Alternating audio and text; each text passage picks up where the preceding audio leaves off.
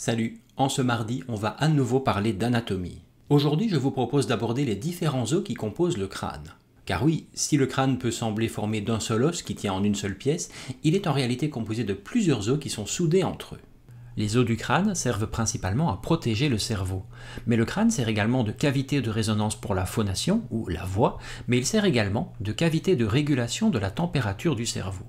Les seuls mouvements du crâne sont en réalité dus aux vertèbres cervicales qui, en raison de leur architecture si particulière, ont la capacité de bouger les unes sur les autres, ou également la mobilité de la mâchoire inférieure.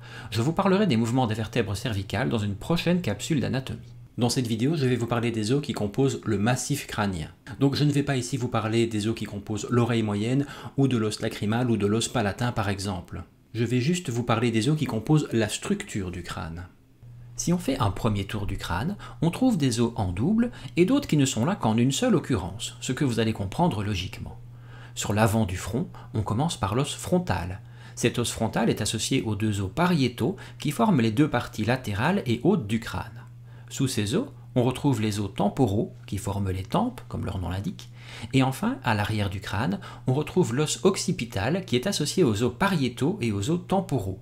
Ça, c'est pour l'enveloppe la plus visible du crâne. À l'intérieur du crâne, on trouve un os particulier en forme de papillon que je ne vais pas me risquer de vous décrire ici anatomiquement parce que croyez-moi bien, c'est un vrai enfer. Non mais sérieusement, regardez-moi ce machin. À la base du crâne, on trouve également l'os ethmoïde qui participe à la formation des orbites et des fosses nasales.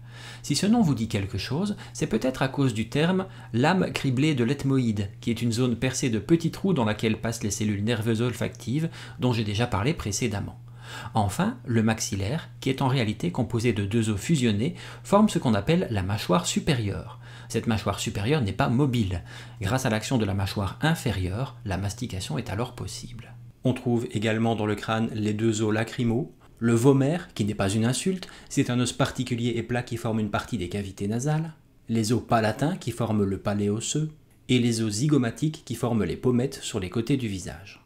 Bon ça va, vous parviendrez à retenir tout ça, parce que je vous préviens encore d'ores et déjà, dans un prochain quiz du mercredi, les noms de ces os vont revenir.